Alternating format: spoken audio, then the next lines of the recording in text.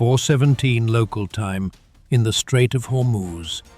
The sea is flat enough to mirror the mast lights of merchant traffic.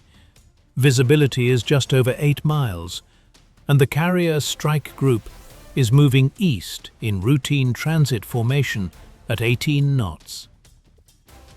Inside the outer screen, watches are settled.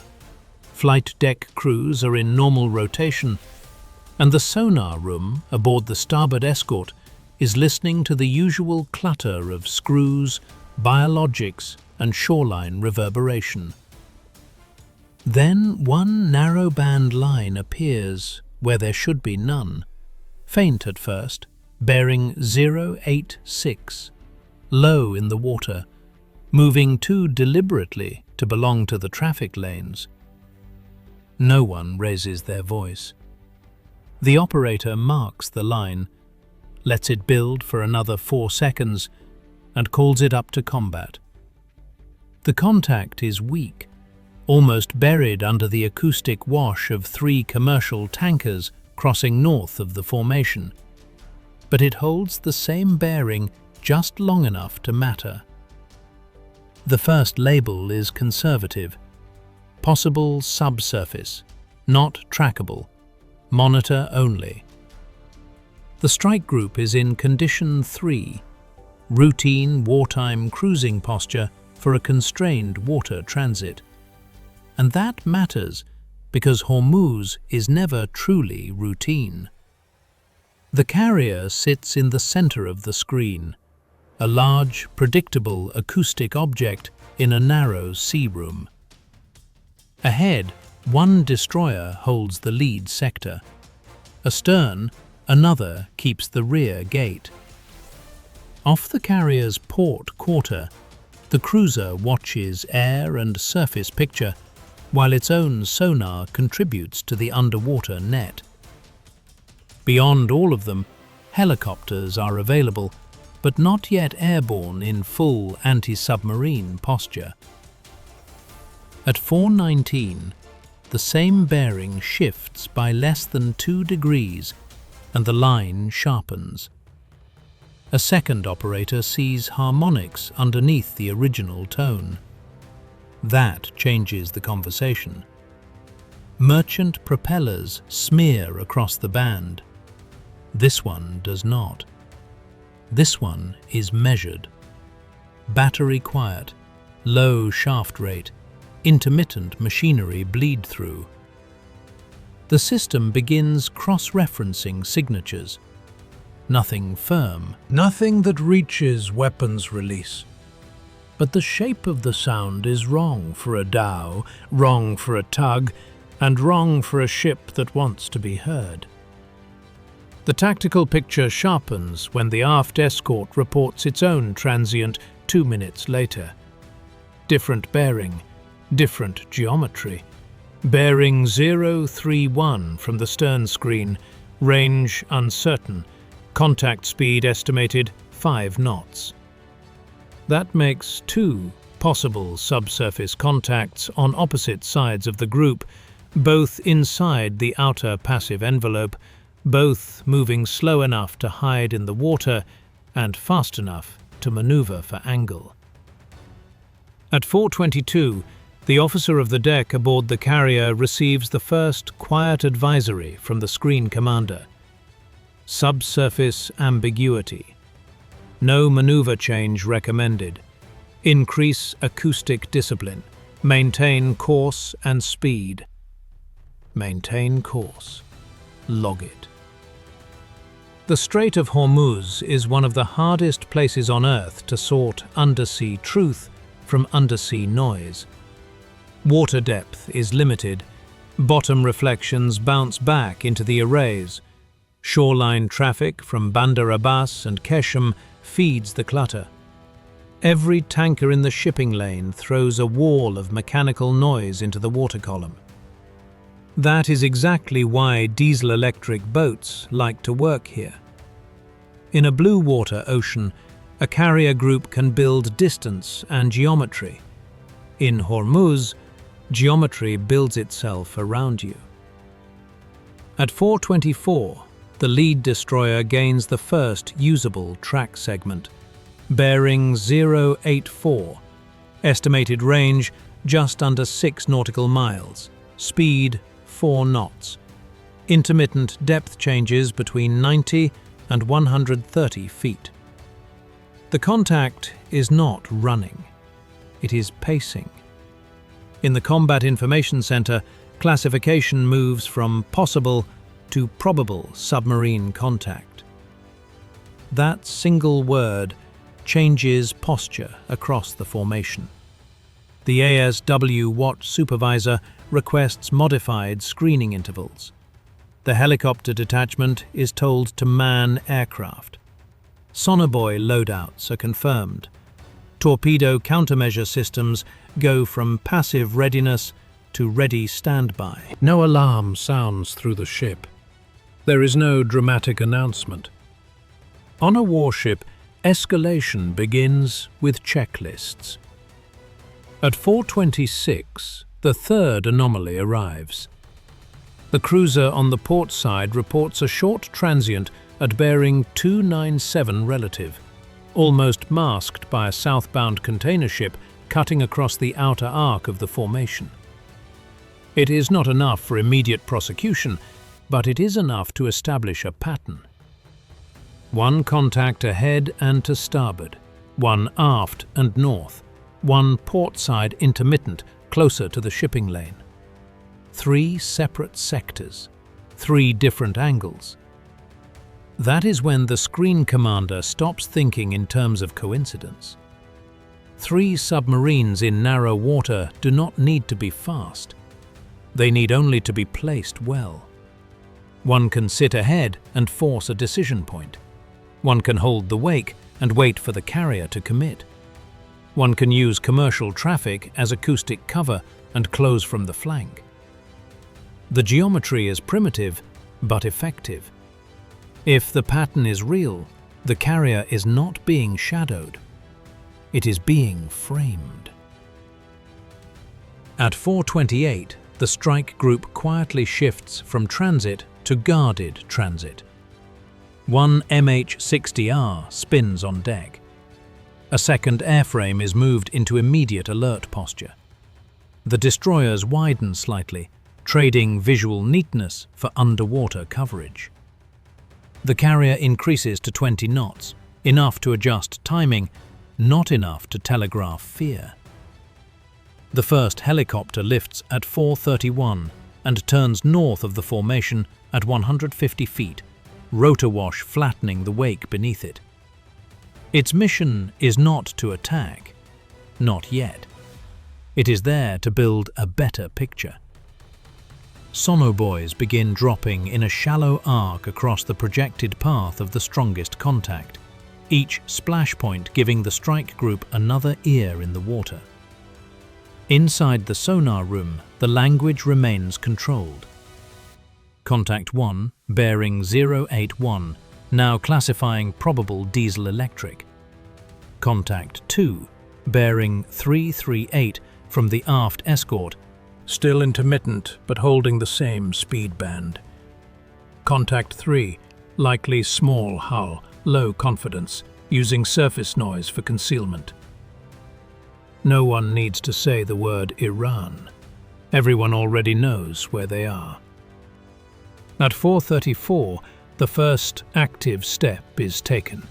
The helicopter dips its sonar northwest of the carrier's track, just outside the lane used by merchant vessels, and pings.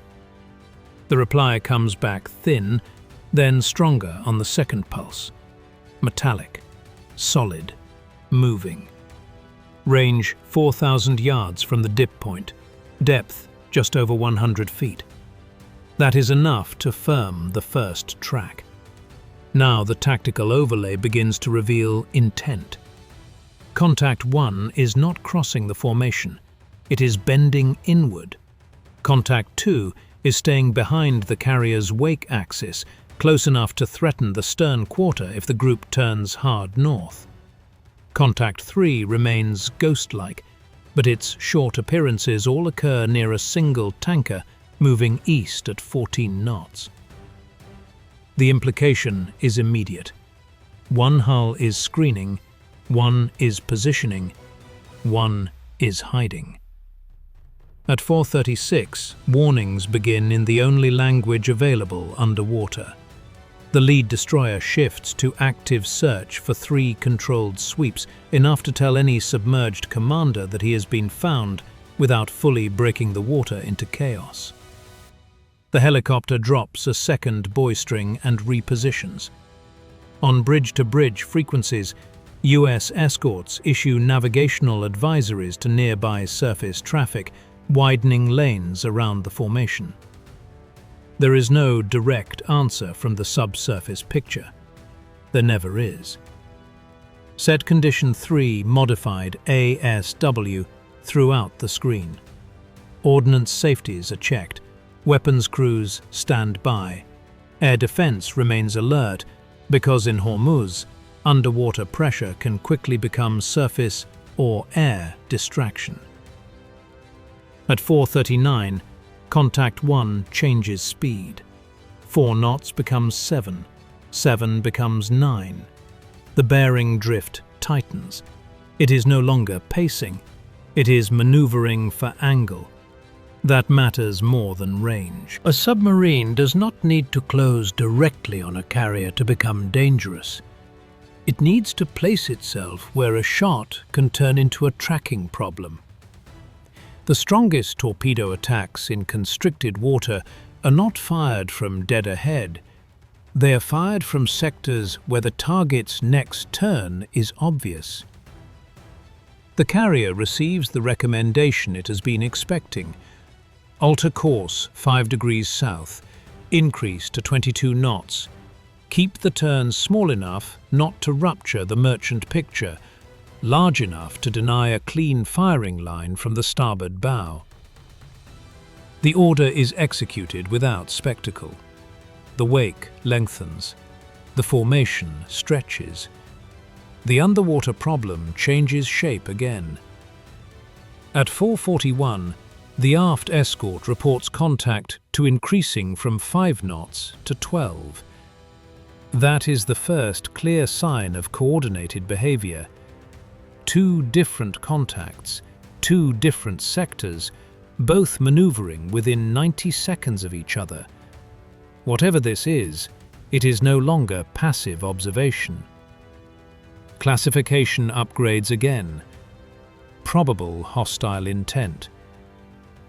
The captain of the starboard destroyer asks for and receives authority to move 1 step higher.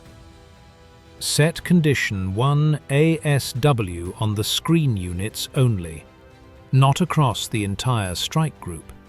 Not yet. But for the ships holding the underwater fight, the ship shifts fully awake. Watertight boundaries tighten. Extra watchstanders arrive in CIC. Torpedo defense consoles go live. The helo crew gets release criteria briefed one more time.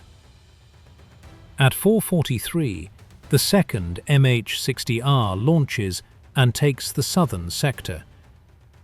This is not only about finding boats now, it is about collapsing their options. A submarine commander in shallow water lives on geometry, blind sectors, and time. 2 helicopters erase time. Contact 3 appears again at 4:44, and this time the piece that was missing finally falls into place. It is smaller, higher frequency machinery, shorter blade rate interval, likely a midget or coastal submarine, closer than the other 2, tucked near the baffle of the passing tanker. Range from the carrier group is less than 4 nautical miles. Inside the Combat Information Center, no one raises their voice. But the room changes. Chairs stop turning, pens stop moving.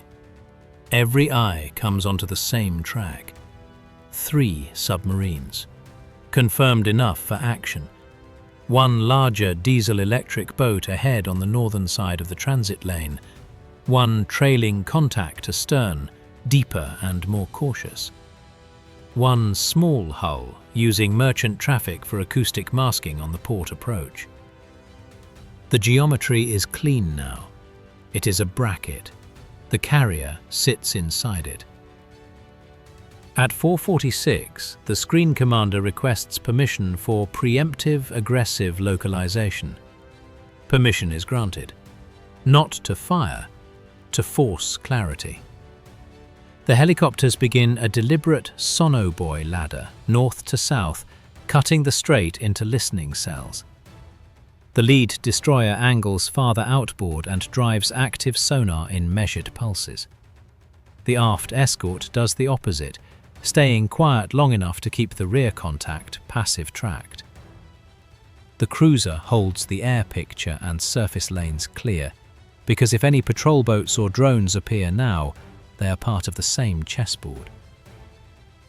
The first hard clue of attack comes at 4:48. It is not a periscope. It is not an ESM burst. It is a launch transient. Short, heavy, metallic, bearing 062 from the starboard destroyer's array.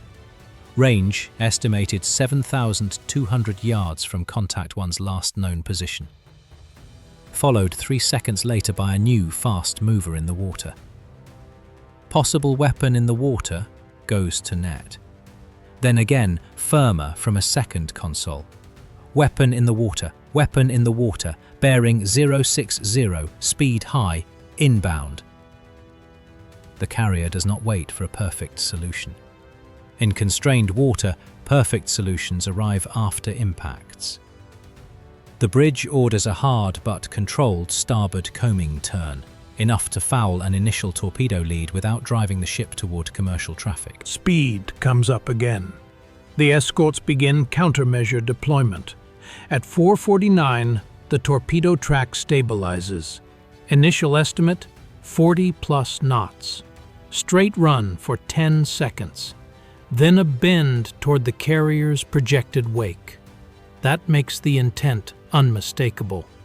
This is not an accidental launch. This is a hostile shot. The strike group now has authority it did not have 1 minute earlier.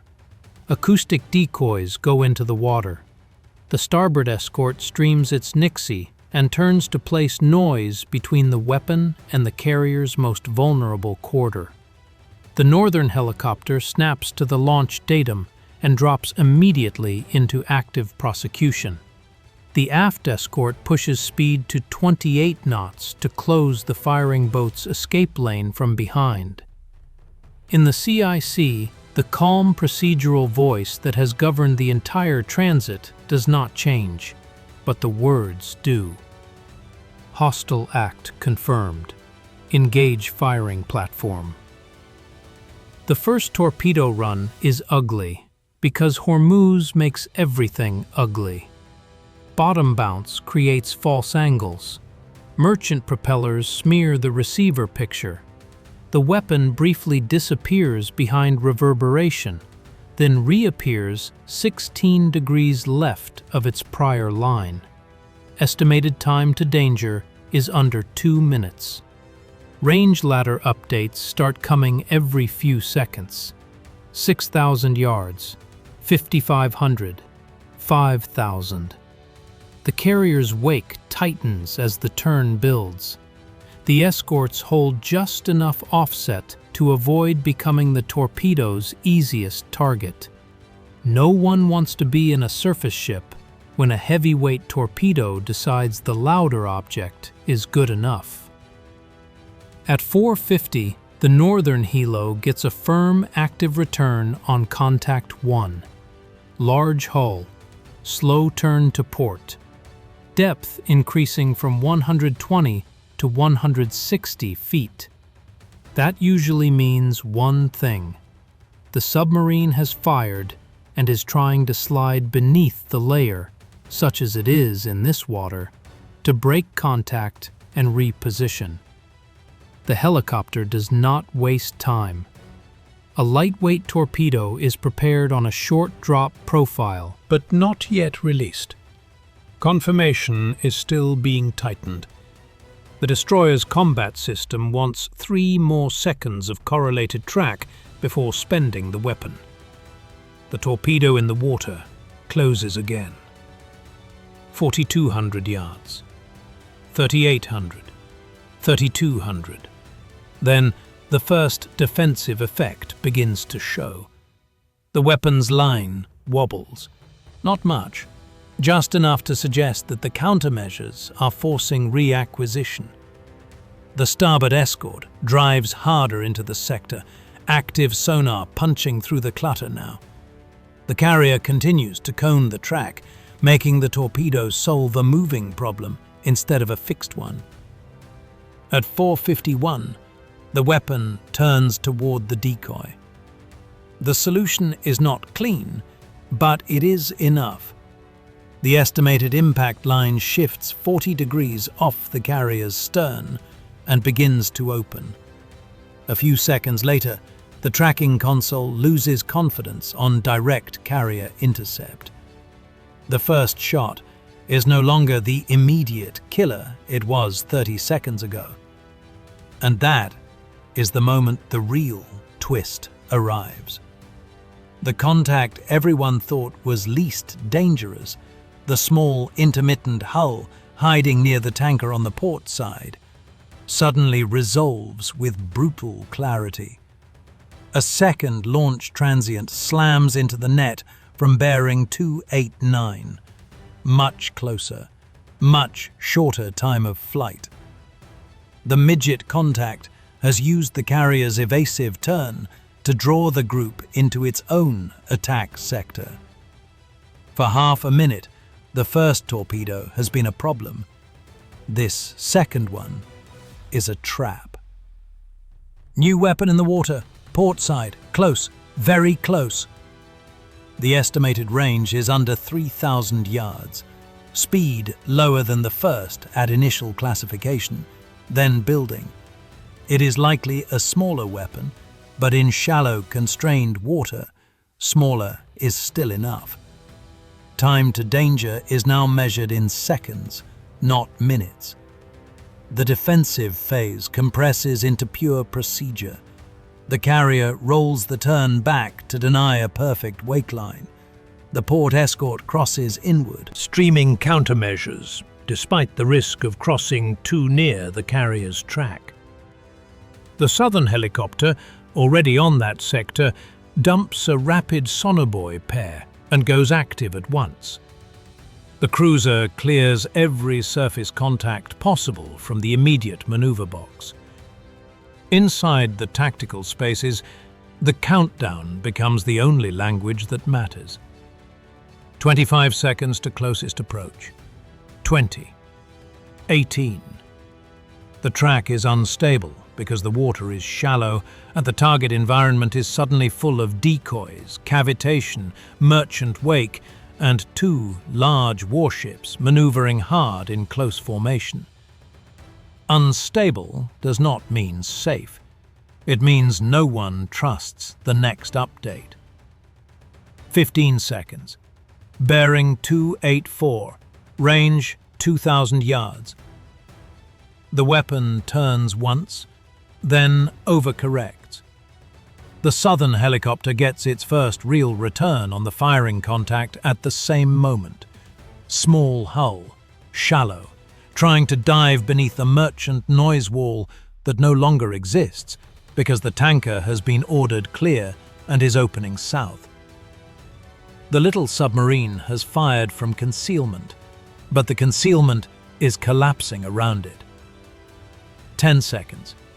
The port escort launches an additional acoustic device into the water and drives directly across the threat sector, hull hammering, screws churning, making itself the loudest thing in the box for a moment that feels much longer than it is. It is a dangerous move, but it forces the weapon to choose again. 7 seconds. The track kinks left. 5. Then the console picture breaks into noise, the estimated intercept line shearing away from the carrier and sliding across the escort's prior wake. No detonation, no impact, just a hard turn, then acoustic confusion, then loss of reliable lock. Seconds later, a dull underwater thump registers well outside the immediate danger ring. The second weapon has either run out, struck false target conditions, or hit bottom in the clutter. There is no exhale in CIC. There is only the next phase. The defensive phase is over. Now the hunt begins. At 4:52, release criteria finally lock on the small firing submarine. The southern MH-60R drops a Mark 54 into the water just ahead of the contact's projected turn. The weapon enters clean, acquires, and begins its own controlled search. The little submarine reacts exactly as a trapped coastal boat in shallow water would react.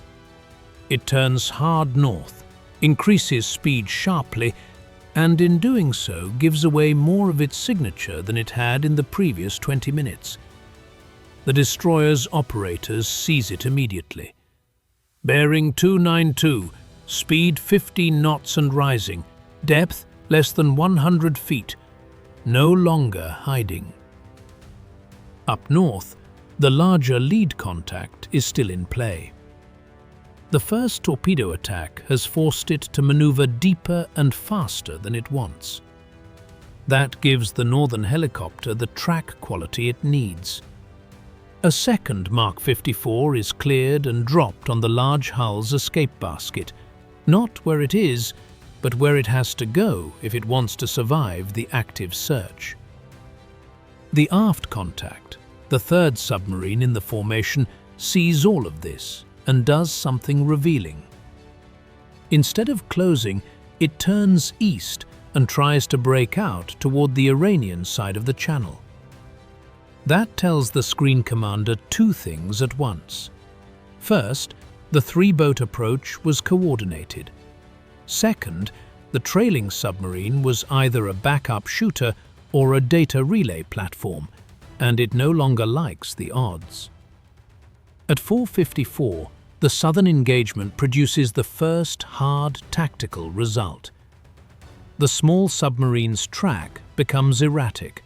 Speed drops from 15 to 4 knots in under 20 seconds. Depth fluctuates. Then comes a burst of broadband noise consistent with emergency maneuvering inside a compact hull. Not catastrophic destruction, not a Hollywood explosion, just the sound of a boat that has lost control of the fight. The helicopter keeps pressure on it. Another active ping, another turn.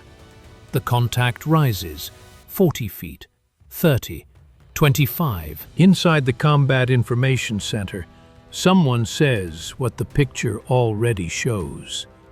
It is blowing ballast.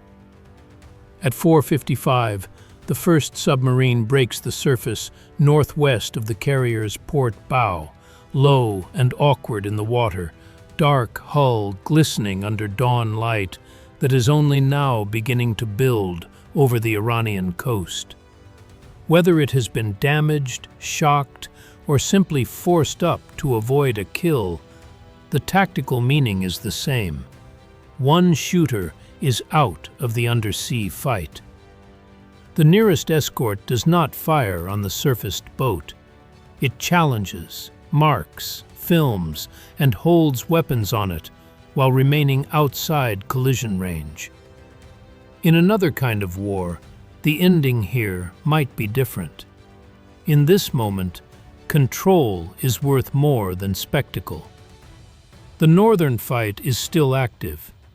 Contact 1, the larger boat that fired the first torpedo, tries to exploit the chaos by sliding north under increasing depth.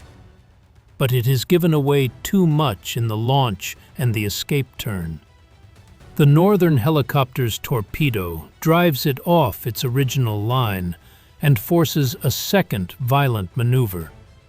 The lead destroyer now has enough confidence to send a rocket-delivered weapon to a sanitized patch of water ahead of the boat's probable route.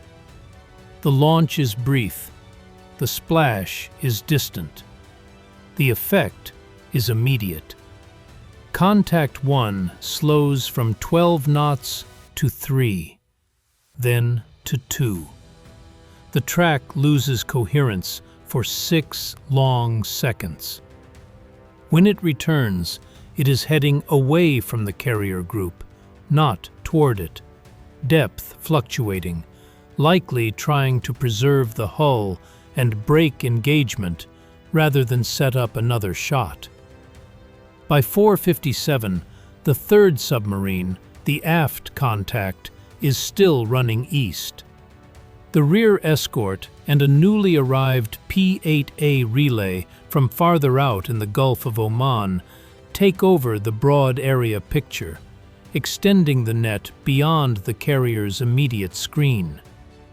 The submarine remains underwater and unprosecuted for the moment, but it is no longer invisible. Every turn it makes, every speed change, every attempt to hide under a merchant lane is now being logged into a track file that will matter long after the water goes quiet. This is the shift that decides the encounter. The strike group is no longer reacting to 3 unknowns. It is controlling 1 surfaced contact, 1 retreating, damaged or deterred contact, and 1 fleeing contact whose data trail is growing more valuable by the minute. At 500, the carrier returns to a steadier course, though not the original one. Speed eases back to 20 knots. Flight operations remain suspended for the moment, except for ASW aircraft. Damage reports across the formation are negative. No hits, no flooding, no casualties. Countermeasure expenditure is significant but acceptable. Weapons expended are logged. Merchant traffic is still being pushed clear. The sonar room settles into a different kind of intensity. The first emergency is over, but now every operator knows the history of the last 12 minutes will be dissected frame by frame. Which transient came first? Which contact held the cleanest line? How the small hull timed its shot with the carrier's turn?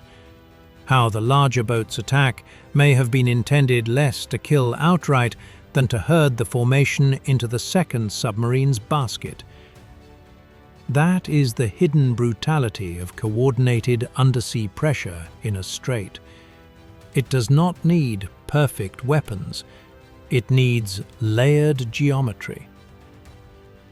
At 5:04, the surfaced submarine is positively identified as a small coastal boat, consistent in size and profile with an Iranian midget design optimized for exactly this environment.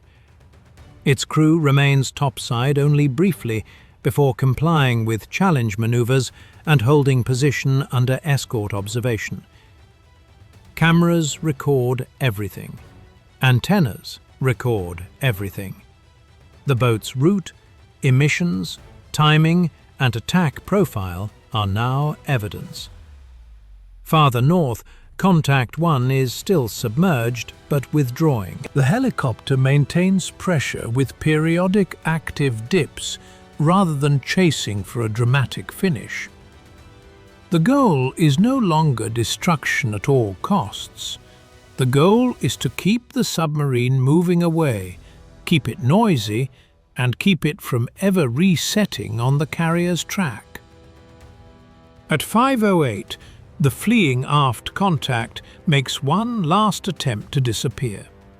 It slows to near bare steerage way and drops closer to the bottom on the eastern edge of the strait, probably hoping bottom clutter and coastal noise will break the track. Instead, the expanded ASW network catches the maneuver across multiple sensors. The fix is not perfect. but it is enough. Bearing ladder, speed ladder, depth estimate, and probable hull class all go into the file. Whatever commander is aboard that boat now understands the same thing the strike group understands. The ambush failed. The anonymity failed with it. No one cheers. On a warship, survival is not a celebration event. It is a transition to accounting. At 5:12, the screen commander orders the formation tightened on the carrier again. The lead destroyer retakes its forward lane. The port escort resumes station after a quick engineering check following the high-power crossing maneuver that helped break the second torpedo's track. The cruiser recenters the air defense picture. The helicopters remain out, one overhead the surfaced submarine, one still shadowing the northern withdrawal corridor. Then comes the first quiet debrief inside the action itself. Why 3 boats? Why this geometry? Why now? The answer is not difficult. In Hormuz, a carrier must accept predictability that would be dangerous in open ocean. Speed is bounded by traffic. Maneuver is bounded by lane structure. Political restraint is bounded by everything above the tactical level. 3 submarines in that environment do not need to sink a carrier to change the day.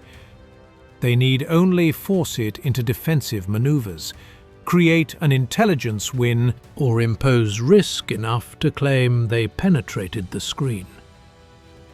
But that only works if the screen breaks. This one does not. At 5:17, the northern contact's withdrawal rate increases. Range opens through 6 nautical miles, then 7. It is still there, still underwater, still being watched, but it is no longer shaping the carrier's track. The trailing submarine is farther out still, fading toward the Iranian side with every minute, but never fully lost. The surfaced midget boat remains the most concrete symbol of the encounter, sitting where it has been forced to sit, no longer a hidden threat, but a photographed one. The tactical log now begins reading like a closed file instead of an open emergency. 4:17, first anomalous narrowband line, bearing 086. 4:22, second probable subsurface contact established astern. 0426, third intermittent small hull contact near merchant masking lane.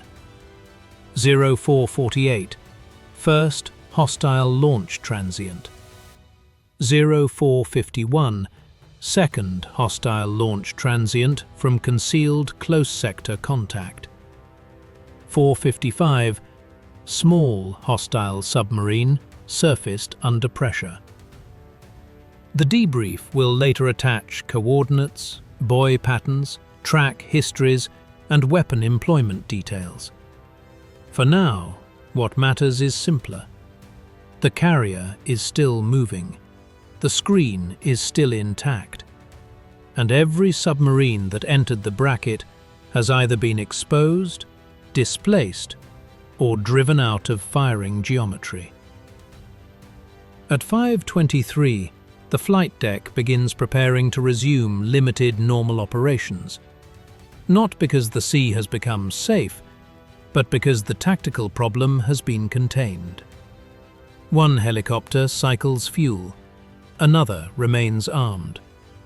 On the bridge, the horizon has brightened enough for optical teams to pick up more detail along the northern shoreline.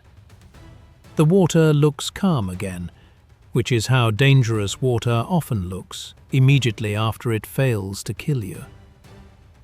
Inside the sonar room, the headsets stay on. Hormuz does not grant credits for one successful defense. Another contact could appear. Another patrol craft could move. Another emission could light up from shore. That is why the best crews treat the end of action as only a different form of watch standing. At 0529, the screen commander sends the first concise summary to higher command. 3 hostile subsurface contacts approached. 2 hostile weapons entered the water, both defeated. 1 submarine surfaced under prosecution. 2 additional contacts withdrew under continuous tracking. Carrier strike group retains mission capability. There are no adjectives in the report. There do not need to be. The most important result is not even the one visible on the surface. It is the data. Acoustic signatures from 3 classes of submarine operating in a coordinated bracket. Launch transients captured in constrained, literal conditions. Reaction times from all screen units. Countermeasure performance against 2 distinct threat profiles. Merchant lane masking behavior. Coastal breakout routes. Everything the ambush tried to learn about the carrier group is now being learned in return.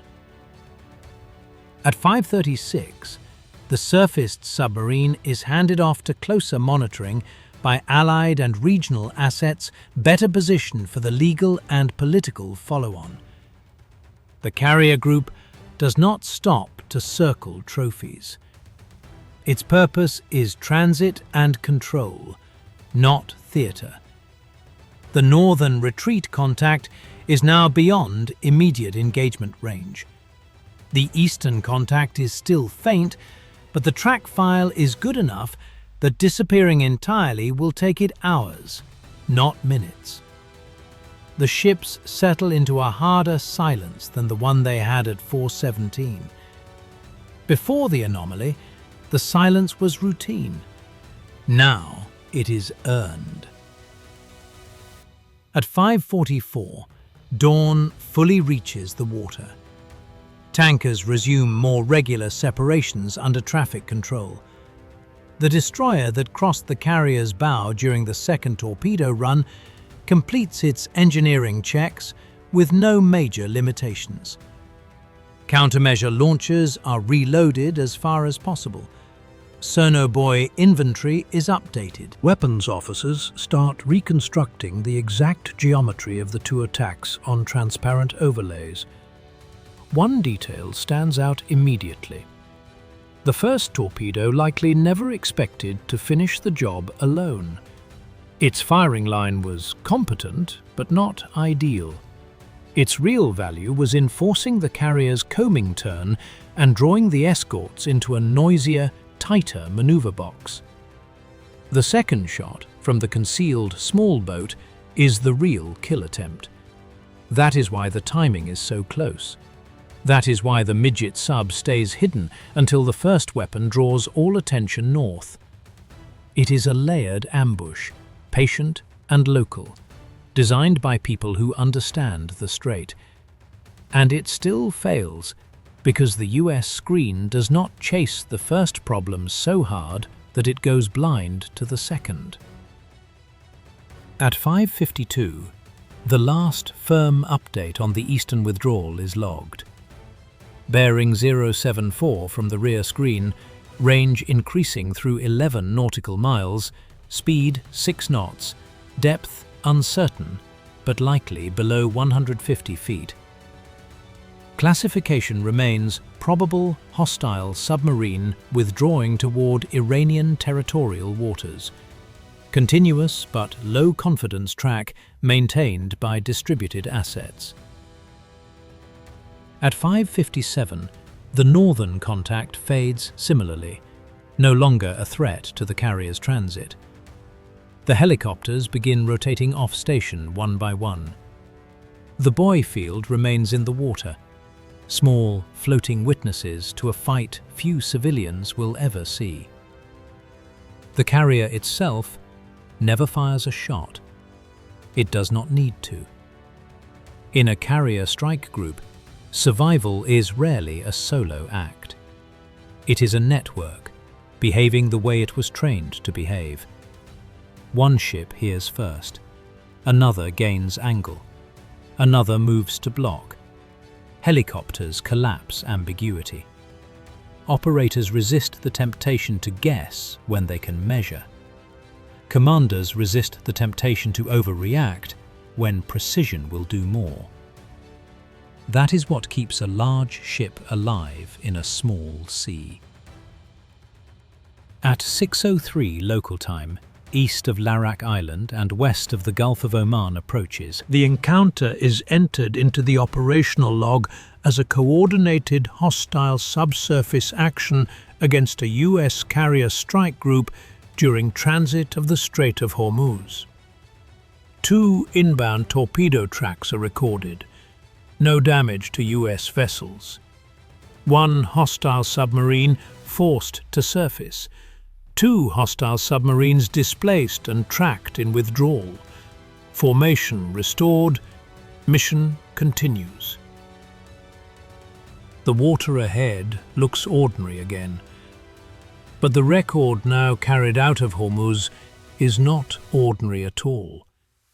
It shows how 3 submarines try to use shallow water, commercial clutter, and split timing to box in a carrier. It shows how close such an ambush can come when geography favors the attacker. And it shows something else that matters more than the headlines such encounters usually attract. In narrow water, power belongs not to the force that moves first, but to the one that keeps its bearings, keeps its discipline, and keeps the picture clear when the line is almost crossed.